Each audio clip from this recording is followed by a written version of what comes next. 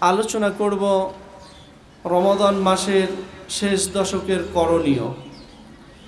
এর উপরেই সংক্ষিপ্ত কিছু আলোচনা করে আলোচনা শেষ করব ইনশাআল্লাহ। ওমা তৌফিক ইল্লা বিল্লাহ আলাইহি তাওয়াক্কালতু ওয়া ইলাইহি উনীব। সম্মানিত উপস্থিতি, আমরা সকলেই জানি আল্লাহ সুবহানাহু ওয়া তাআলা যে 12টি মাস দিয়েছেন, সেই 12টি মাসের ভিতর সব থেকে মর্যাদাপূর্ণ মাস হলো রমাদান মাস।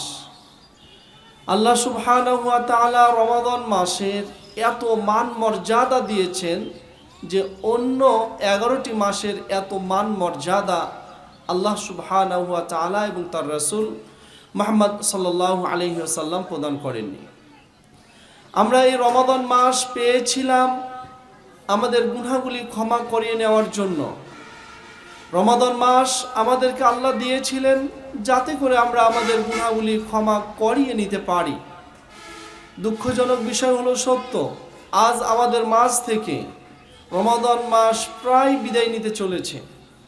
আমাদের কাছ থেকে 17 অতিবাহিত হচ্ছে, হাতে আর কয়েকটা দিন রয়েছে। আমরা শুরু থেকে নিয়ে এ পর্যন্ত যদি হিসাব নিকাশ করতে বসি, তাহলে রমাদান মাস যে উদ্দেশ্যে আমাদের কাছে এসেছিল, রমাদান মাস আল্লাহ সুবহানাহু ওয়া তাআলা যে নিয়তে আমাদেরকে দিয়েছেন, আমরা কতটুকু এ ব্যাপারে সফলতা অর্জন করতে পেরেছি। আমরা শুনে থাকি রমাদান মাসের শুরু থেকে নিয়ে শেষ পর্যন্ত রমাদান মাসের বিভিন্ন ফজিলত, বিভিন্ন মান মর্যাদার উপরে আমরা আলোচনা শুনে থাকি। কতটুকু আমরা এই ফজিলতগুলোকে কাজে লাগাতে পেরেছি, বিষয়টি আমাদের ভাবা উচিত। ইতিপূর্বের আলোচনায় দেখিয়েছেন, রাসূল সাল্লাল্লাহু আলাইহি ওয়াসাল্লামের হাদিসও তিনি শুনিয়েছেন। রাসূল সাল্লাল্লাহু আলাইহি ওয়াসাল্লাম বলেন, মান সামা রমাদানা ঈমানান ওয়া ইহতিসাবান গুফিরা লাহু মা তাকাদ্দামা মিন যানবিহি। যে ব্যক্তি রমাদান মাস পেল, রমাদান মাস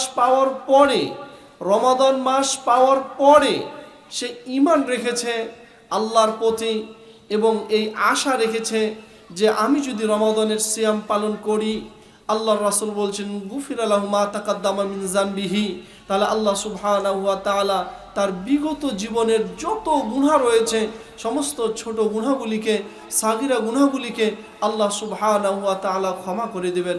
সুবহানাল্লাহ।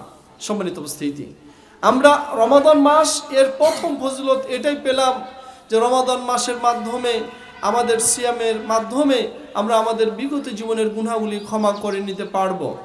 এ ব্যাপারে আমরা সিয়াম এর অর্থের দিকে দেখতে পাই, সিয়াম শব্দের অর্থ হলো বিরত থাকা। আমরা মনে করি যে সকালে সাহারি খাবো, সন্ধ্যার সময় বেলা ডুববে ইফতার করব, এর মাধ্যমেই আমাদের সিয়াম পালন হয়ে গেল। বিষয়টি এরূপ না। মূলত একজন মানুষ সিয়াম পালন করবে, সকালে সাহারি খাবে এবং সারা সময় সিয়াম থাকা অবস্থায় কোনো ধরনের অশ্লীল বেহাপনা কাজকর্ম করতে পারবে না, খারাপ কোনো কথাবার্তা বলতে পারবে না, মিথ্যা কোনো কথাবার্তা বলতে পারবে না।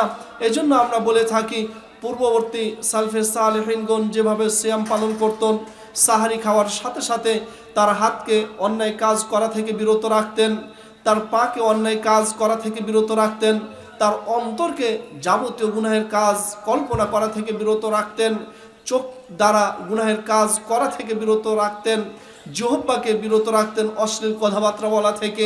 এভাবে একজন মানুষ যখন পূর্ণ সিয়াম পালন করবে, এ সিয়ামই একজন মানুষের বিগত জীবনের ছোট গুনাহগুলি ক্ষমা করতে পারে। অন্যথায় অন্য কোনো সিয়াম একজন মানুষের বিগত জীবনের গুনাহগুলি ক্ষমা করতে পারে না। তাই বলছিলাম, একজন মানুষ যদি মনে করে আমার বিগত জীবনের গুনাহগুলি ক্ষমা করানো উচিত বা ক্ষমা করিয়ে নিতে হবে সিয়ামের মাধ্যমে, তাহলে তাকে মিথ্যা কথা বলা থেকে বিরত রাখতে হবে, তার মুখকে অশ্লীল জিনিস দেখা থেকে তার চোখকে বিরত রাখতে হবে, অশ্লীল কথাবার্তা শোনা থেকে তার কানকে বিরত রাখতে হবে। বিশেষ করে অন্তরকে যাবতীয় পাপ কাজ কর্ম চিন্তা ভাবনা করা থেকে বিরত রাখতে হবে। না হলে এই সিয়াম দ্বারা আল্লাহ সুবহানাহু ওয়া তাআলা বিগত জীবনের ছোট গুনাহগুলিকে ক্ষমা করাবেন না। বিগত জীবনের ছোট গুনাহগুলিকে আল্লাহ সুবহানাহু ওয়া তাআলা ক্ষমা করবেন না। এজন্য আসুন, আমাদের উচিত হবে আমাদের গুনাহগুলি ক্ষমা করিয়ে নিতে চাইলে আমাদের যাবতীয় অঙ্গ প্রত্যঙ্গ এবং খাদ্য খানা থেকেও বিরত থেকে আমরা আমাদের সিয়ামকে পবিত্র করব। আল্লাহ আমাদেরকে সে তৌফিক দান করুন, আল্লাহুম্মা আমিন। এরপরে আমরা দ্বিতীয় অপশন যেটি পাই, রাসূল সাল্লাল্লাহু আলাইহি ওয়াসাল্লাম বলেন, মান কামা রমাদান ঈমানান ওয়া ইহতিসাবান গুফিরা লাহু মা তাকাদ্দামা মিন যানবিহি। যে ব্যক্তি ঈমান রাখে, আল্লাহর প্রতি ঈমান রাখে এবং সওয়াবের আশা রাখে, এরপরে কিয়ামুল লাইল অর্থাৎ তারাবির সালাত আদায় করে, আল্লাহ রাসূল বলছেন গুফিরা লাহু মা তাকাদ্দামা মিন যানবিহি, তাহলে তার বিগত জীবনের গুনাহ আল্লাহ সুবহানাহু ওয়া তাআলা ক্ষমা করে দিবেন। সম্মানিত উপস্থিতি, আমরা এখানে আলোচনা করতে পারি এভাবে যে আপনাকে দ্বিতীয় অপশন আল্লাহ দিয়েছেন, তারাবির সালাত আদায়ের মাধ্যমে আপনি আপনার গুনাহগুলিকে ক্ষমা করাবেন। অথচ আজকে আমরা যেটা দেখতে পাই মসজিদগুলিতে, মসজিদের প্রথম রমাদানে যদি 100 লোক সালাত আদায় করে কিয়ামুল লাইল বা তারাবির সালাত, এখন গিয়ে দেখা যাবে মসজিদে 20 থেকে 25 জন সালাত আদায় করে। এর মানে এই 20-25 জন মানুষ চাই যে তার জীবনের গুনাহগুলি আল্লাহ ক্ষমা করুন, বাকি 80 জন মানুষই চাই না যে আল্লাহ আমার জীবনের গুনাহগুলিকে ক্ষমা করুন। সম্মানিত উপস্থিতি, তাই বলছিলাম আসুন আমরা এভাবেই আমাদের রমাদান মাসগুলোকে কাটিয়ে দিচ্ছি। খেলতামাশায় রমাদান মাস শেষ হয়ে যাচ্ছে, কিন্তু আমরা আমাদের গুনাহগুলি ক্ষমা করে নেওয়ার ক্ষেত্রে, আমরা আমাদের গুনাহগুলিকে ক্ষমা করে নেওয়ার ক্ষেত্রে আমরা অলসতা করছি, আমরা অবজ্ঞা করছি, আমরা অলসতাবশত আমরা রমাদানের 1 থেকে নিয়ে এ পর্যন্ত আমরা শেষ করে দিচ্ছি। আসুন আমরা আমাদের গুনাহগুলিকে ক্ষমা করে নেওয়ার জন্য দৃঢ় চিত্তে এবং কঠোর পরিশ্রম করে আমরা কিয়ামুল লাইল করে আমরা আমাদের গুনাহগুলিকে ক্ষমা করে নিব। আল্লাহ আমাদেরকে সে তৌফিক দান করুন, সকলে বলি আল্লাহুম্মা আমিন। সম্মানিত উপস্থিতি, আল্লাহ সুবহানাহু ওয়া তাআলা প্রথম রমাদান প্রথম দশক দিলেন, দ্বিতীয় দশক দিলেন। প্রথম দশক একজন মানুষ খেলতামাশায় নষ্ট করে ফেলেছে, দ্বিতীয় দশকে একজন মানুষ অলসতা করে শেষ করে দিয়েছে। আল্লাহ সুবহানাহু ওয়া তাআলা তৃতীয় অপশন, তৃতীয় রমাদান, তৃতীয় দশক আমাদের প্রদান করলেন। যেই তৃতীয় দশকে আমরা আর কয়েকদিন পরেই প্রবেশ করব, অর্থাৎ রমাদানের শেষ দশক। আমরা প্রথম দশক অলসতা করেছি, সমস্যা নেই। দ্বিতীয় দশক অলসতা করেছি, সমস্যা নেই। তৃতীয় দশকের ব্যাপারে আল্লাহর রাসূল সাল্লাল্লাহু আলাইহি ওয়াসাল্লাম বলছেন, মান কামা লাইলাতুল কদরে ঈমানান ওয়া ইহতিসাবান গুফিরা লাহু মা তাকাদ্দামা মিন যানবিহি।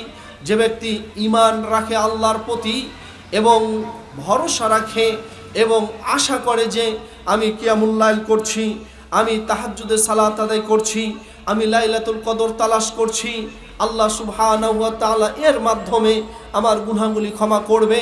আল্লাহর রাসূল বলছেন গুফিরা লাহু মা তাকাদ্দামা মিন যানবিহি, তাহলে এই ব্যক্তির বিগত জীবনের যত ছোট গুনাহ রয়েছে আল্লাহ সুবহানাহু ওয়া তাআলা সেই ছোট গুনাহগুলিকে ক্ষমা করে দিবেন।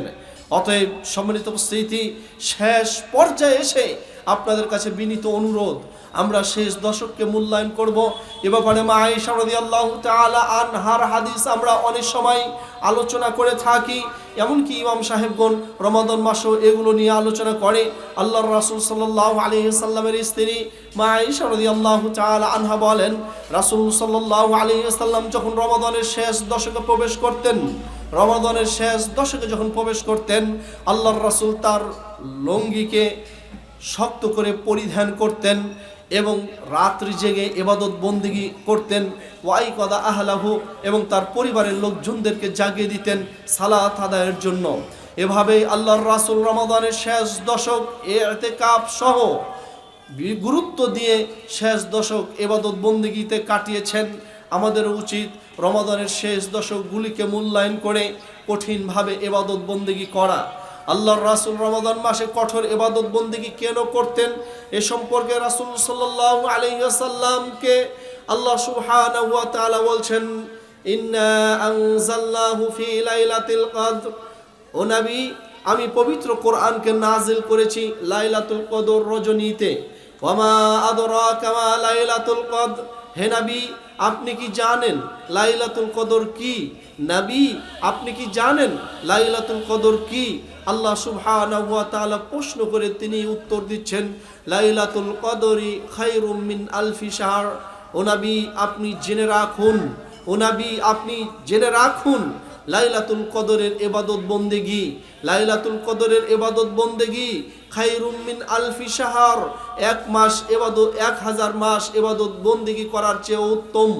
নবী আপনি জেনে রাখুন, নবী আপনি জেনে রাখুন, লাইলাতুল কদর রাত্রির ইবাদত বন্দেগী করার ফজিলত হলো 1000 মাস ইবাদত বন্দেগী করার চেয়ে উত্তম। সম্মানিত উপস্থিতি, আমরা অত্র আয়াত দিয়ে বুঝতে পারি আল্লাহ সুবহানাহু ওয়া তাআলা লাইলাতুল কদর রমাদানের শেষ দশকে দিয়েছেন এবং লাইলাতুল কদর রাত্রির ফজিলতের ব্যাপারে স্বয়ং মুহাম্মদ সাল্লাল্লাহু আলাইহি ওয়াসাল্লামকে আল্লাহ সুবহানাহু ওয়া তাআলা জানাচ্ছেন, লাইলাতুল কদর খায়রুম মিন আলফি শাহর, লাইলাতুল কদর রাত্রির ইবাদত বন্দেগী 1000 মাসের ইবাদত বন্দেগীর চেয়ে উত্তম। অতএব নবী, তোমাকে লাইলাতুল কদরকে মূল্যায়ন করতে হবে, তোমার উম্মতকে লাইলাতুল কদর মর্যাদা করতে হবে, তোমার উম্মতেরাও গুরুত্ব দিবে লাইলাতুল কদরকে। মুয়াত্তা মালিকের একটি হাদিস আমরা আলোচনা করতে পারি। আল্লাহ সুবহানাহু ওয়া তাআলার রাসূল সাল্লাল্লাহু আলাইহি ওয়াসাল্লাম বলছেন, আমাকে স্বপ্নে দেখানো হলো পূর্ববর্তী উম্মতদের সময় সম্পর্কে, পূর্ববর্তী উম্মাহ এর জীবনী সম্পর্কে আমাকে দেখানো হলো। আল্লাহ রাসূল বলছেন, আমি দেখলাম আমার পূর্ববর্তী উম্মত যারা গিয়েছে তাদেরকে আল্লাহ হায়াত দিয়েছে 1000 বছর, 1000 মাস, 1000 বছর দীর্ঘ সময় আল্লাহ সুবহানাহু ওয়া তাআলা সময় প্রদান করেছেন। কিন্তু আমি দেখলাম আমার উম্মতদের বয়স সর্বোচ্চ 80, 90, 100 বা 150 বছর। তো আল্লাহ রাসূল সাল্লাল্লাহু আলাইহি সাল্লাম বলছেন, আমি দেখলাম আমার উম্মতের বয়স হলো কম, 60, 70, 80, 90, 100 বছর। আর আমাকে দেখানো হলো পূর্ববর্তী উম্মতদের বয়স হলো 1000 বছর। তাহলে একজন মানুষের বয়স যদি এত বেশি হয়, একজন মানুষ 1000 বছর ইবাদত বন্দেগী করলো, আর একজন মানুষ মাত্র 60 বছর ইবাদত বন্দেগী করলো, একজন মানুষ 1000 বছরের ইবাদত বন্দেগী যদি করে থাকে, তাহলে সে অনেক মান মর্যাদার দিক দিয়ে অনেক ঊর্ধ্বে থাকবে। আর যে মানুষ মাত্র 60, 70 বছর ইবাদত বন্দেগী করলো, সেই মানুষ তো সেই মান মর্যাদায় পৌঁছতে পারবে না। আল্লাহ সুবহানাহু ওয়া তাআলা রাসূল বলছেন, এরপরে আল্লাহ সুবহানাহু ওয়া তাআলা আমার উম্মতকে প্রদান করলেন লাইলাতুল কদর, আমার উম্মতকে প্রদান করলেন লাইলাতুল কদর। আর এই লাইলাতুল কদরের ইবাদত বন্দেগী হলো 1000 মাসের ইবাদত বন্দেগীর চেয়ে উত্তম, এক রাত্রের ইবাদত বন্দেগী হলো 1000 মাসের চেয়েও উত্তম। সম্মানিত উপস্থিতি, আমরা 1000 মাসকে যদি ভাগ দিই 12 মাস দিয়ে, তাহলে দেখা যাবে প্রায় 83 বছর ওভার, প্রায় 83 বছর ওভার এক রাত্রের ইবাদত বন্দেগীতে আমি প্রায় 83 বছরের অধিক সময় ইবাদত বন্দেগী করার সমান নেকি পাচ্ছি। তাহলে আপনার বয়স যদি 50, 60, 70 বছর হয়ে থাকে, তাহলে আপনি প্রত্যেক বছরেই লাইলাতুল কদর পেয়েছেন। এই লাইলাতুল কদর 50 বছর যদি আপনি পেয়ে থাকেন, তাহলে 50 বছরকে 83 বছর দিয়ে গুণ দিলে অনেক অনেক বেশি হয়ে যাবে। এর মাধ্যমে আপনি অনেক সময় পেয়ে যাচ্ছেন। পূর্ববর্তী উম্মতেরা 1000 বছর ইবাদত বন্দেগী করে যা না পেয়েছে, আপনি এভাবে একটি রাত ইবাদত বন্দেগী করার মাধ্যমে আপনি তার থেকেও বেশি মান মর্যাদা অর্জন করতে পারছেন। অতএব আসুন, রমাদানের শেষ মুহূর্তে এসে আমরা লাইলাতুল কদর তালাশের জন্য রমাদান মাসের শেষ দশকের বেজোর রাত্রিগুলিতে আমরা ইতিকাফ বা ইবাদত বন্দেগীর মাধ্যমে আমরা লাইলাতুল কদর তালাশ করব। আল্লাহ আমাদেরকে সে তৌফিক দান করুন, সকলে বলি আল্লাহুম্মা আমিন। সম্মানিত উপস্থিতি, যেহেতু আমাদের মাঝে অনেক আলোচক রয়েছে, আমরা আমাদের আলোচনা দীর্ঘ করব না। পরিশেষে আপনাকে 2টি হাদিস শুনিয়ে আমরা আমাদের আলোচনা বা আমার আলোচনা আমি শেষ করব ইনশাআল্লাহ। আপনাকে বলছি, আল্লাহ সুবহানাহু ওয়া তাআলা রমাদান মাস আমাদেরকে দিয়েছেন আমরা যেন মুত্তাকি হতে পারি, আমরা যেন আল্লাহ ভীরুতা অর্জন করতে পারি, আল্লাহর ভয় অর্জন করে যেন আমরা কাল কিয়ামতের মাঠে সুখময় স্থান জান্নাত অর্জন করতে পারি। এজন্য আল্লাহ সুবহানাহু ওয়া তাআলা আমাদেরকে রমাদান মাস প্রদান করেছেন এবং রমাদান মাসের স্টেপ বাই স্টেপ আল্লাহ সুবহানাহু ওয়া তাআলা বিভিন্ন ফজিলত বর্ণনা করেছেন। আমরা সমস্ত ফজিলতগুলি জানার পরেও আমরা কি এ ব্যাপারে গুরুত্ব দিচ্ছি যে আমাদের গুনাহগুলি ক্ষমা করাতে হবে? যদি আমরা এই প্রশ্ন আপনাকে করি, আপনার কাছ থেকে উত্তর আসবে জি না। আমরা যেভাবে রমাদান মাস অতিবাহিত করছি তাতে আল্লাহ আমাদের গুনাহগুলি ক্ষমা করবেন না। তো আল্লাহ যদি আপনার গুনাহ ক্ষমা না করেন, তাহলে আপনার ক্ষেত্রে রাসূল কি বলেছেন এ ব্যাপারে আমরা 2টি হাদিস আলোচনা করে আমার আলোচনা শেষ করব ইনশাআল্লাহ। মুসনাদে আহমদের একটি হাদিস, যে হাদিসটির আমি শুধুমাত্র সরল অনুবাদ করছি। কাব ইবনে উজরা রাদিয়াল্লাহু তাআলা আনহু বলেন, রাসূল সাল্লাল্লাহু আলাইহি ওয়াসাল্লাম একদা সাহাবীদেরকে বললেন, উহদুরুল মিনবারা, তোমরা মেম্বারের নিকটবর্তী আসো। আল্লাহর রাসূলের সাহাবীরা বলছেন, হাদার না, আমরা মেম্বারের কাছে গেলাম, আমরা মেম্বারের নিকটবর্তী হলাম। আমরা মেম্বারের নিকটবর্তী হওয়ার পর আল্লাহর রাসূল মেম্বারের প্রথম ধাপে পা দিলেন এবং বললেন আমিন। আল্লাহর রাসূল এরপরে দ্বিতীয় ধাপে পা দিলেন, বললেন আমিন। আল্লাহ রাসূল এরপরে তৃতীয় ধাপে পা দিয়ে বললেন আমিন। আল্লাহ রাসূল মেম্বারে 3টি ধাপে উঠেছেন এবং 3 ধাপেই তিনি আমিন বলেছেন। আল্লাহর রাসূল যখন মেম্বার থেকে নামলেন, সাহাবীগণ বললেন, আল্লাহর রাসূল, ইতিপূর্বে আপনার অনেক খুতবা শুনেছি, আপনি মেম্বারে উঠেছেন, কিন্তু এভাবে কখনো আপনি আমিন বলেননি, আজকে কেন আপনি এভাবে আমিন বললেন? আল্লাহর রাসূল বলছেন, ও আমার সাহাবারা, তোমরা শুনে রেখো, আমার কাছে কেবলমাত্র জিবরাইল আলাইহিস সালাতু ওয়াস সালাম এসেছেন। ও আমার সাহাবারা, তোমরা শুনে রেখো, আমার কাছে জিবরাইল আলাইহিস সালাতু ওয়াস সালাম কেবল আসলেন এবং জিবরাইল এসে বললেন যে, মুহাম্মদ, তুমি শুনে রেখো, তোমার উম্মতের মধ্যে যারা রমাদান মাস পাওয়ার পরেও তাদের গুনাহগুলি ক্ষমা করে নিতে পারল না, তারা ধ্বংস হোক। আল্লাহ রাসূল বললেন আমিন, আল্লাহ তুমি কবুল করো। আপনাকে বলছে, আপনি শুনুন, আল্লাহ রাসূল বলছেন, জিবরাইল আমার কাছে আসলেন এবং জিবরাইল এসে আমাকে বললেন, মুহাম্মদ, তোমার উম্মতের মধ্যে যারা রমাদান মাস পেল কিন্তু তার গুনাহগুলিকে ক্ষমা করে নিতে পারলো না, মুহাম্মদকে জিবরাইল বলছে, আমি জিবরাইল আল্লাহর কাছে দোয়া করছি, তারা ধ্বংস হোক।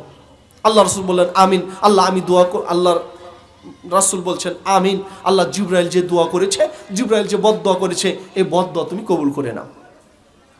তাহলে আপনি দেখুন, আপনার বয়স এখন 50 হলে আপনি এদিকে প্রায় আপনার 50 বছর সিয়াম পেয়েছেন। 50 বছর সিয়াম পালন করেও আপনি আপনার গুনাহ ক্ষমা করে নিতে পারছেন না, আপনি নিষ্পাপ হতে পারছেন না, আপনি গুনাহ থেকে নিজেকে বাঁচাতে পারছেন না। আল্লাহর রাসূল আপনার ব্যাপারে দোয়া করেছে যে আপনি ধ্বংস হন। এরপরে আল্লাহর রাসূল সাল্লাল্লাহু আলাইহি ওয়াসাল্লাম বলছেন, আমি দ্বিতীয় সিঁড়িতে যখন উঠলাম, মুহাম্মদ সাল্লাল্লাহু আলাইহি ওয়াসাল্লাম বলছেন, জিবরাইল আমাকে বললেন, মুহাম্মদ শুনে রেখো, তোমার উম্মার সামনে, তোমার উম্মতের সামনে যখন তুমি মুহাম্মদ সাল্লাল্লাহু আলাইহি ওয়াসাল্লামের নাম উচ্চারণ হয়, মুহাম্মদ তোমার নাম উচ্চারণ হয়, কিন্তু তারা সংক্ষিপ্ত দুরূদ সাল্লাল্লাহু আলাইহি ওয়াসাল্লাম বলে না, সাল্লাল্লাহু আলাইহি ওয়াসাল্লাম বলে না। আল্লাহর রাসূল বলছেন, জিবরাইল বলল, যার সামনে আমার নাম উচ্চারণ হচ্ছে, মুহাম্মদ বলছে, যার সামনে মুহাম্মাদের নাম উচ্চারণ হচ্ছে, মুহাম্মাদের নাম উচ্চারণ হওয়ার পরে সংক্ষিপ্ত দুরূদ সাল্লাল্লাহু আলাইহি ওয়াসাল্লাম বলছে না। আল্লাহর রাসূল বলছেন, জিবরাইল বললেন যে সে ব্যক্তি ধ্বংস হোক।